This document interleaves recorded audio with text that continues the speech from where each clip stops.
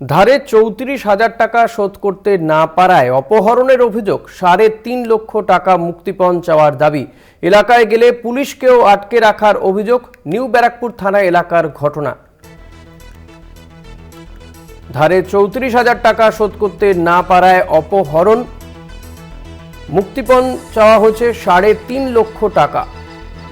এলাকায় গেলে পুলিশকেও আটকে রাখার অভিযোগ। নিউ ব্যারাকপুর থানা এলাকার ঘটনা। প্রতিনিধি ভক্তি দে রয়েছেন আমার সঙ্গে টেলিফোনে। ভক্তি, ঠিক কি জানা যাচ্ছে এই বিষয়ে? ভক্তি, শোনা যাচ্ছে? হ্যালো, হ্যাঁ ভক্তি। ৩৪,০০০ টাকা ধার নিয়েছিল এবং সেই ধার পরিশোধ করতে পারছিল না। তারপর কিন্তু তাকে কিডন্যাপ করে, পূর্ণেন্দুকে কিডন্যাপ করে প্রায় ৩.৫ লক্ষ টাকার দাবি করে।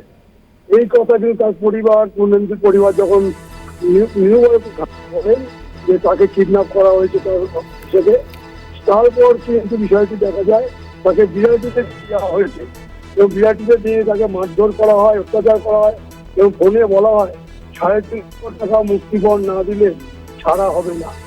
তারপর তারা পুলিশের দ্বারস্থ হয়।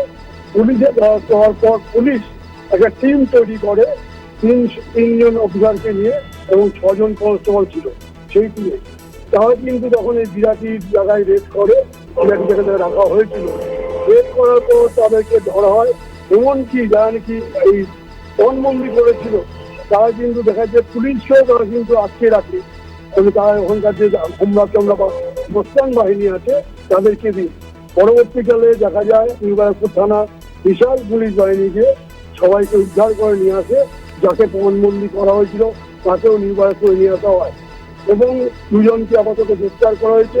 তাদেরকে সাথে নিউ ব্যারাকপুর থানায় রাখা হয়েছে এবং বলা হচ্ছে যে কি কি কারণে তাকে পণবন্দি করা হয়েছিল সামান্য টাকা, এবং যার থেকে এই ৩৫,০০০ টাকা নেওয়া হয়েছিল তিনি বলছেন ১৫,০০০ টাকা পরিশোধ করে দেওয়ার পরও তার পণবন্দি করেছে।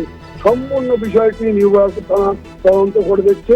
আসল ঘটনাটা কি এখনো পর্যন্ত বলা যেতে পারে দুজনকে আটক করে জিজ্ঞাসাবাদ চলছে। ধন্যবাদ ভক্তি। কথা বলছিলাম প্রতিনিধি ভক্তি দের সঙ্গে।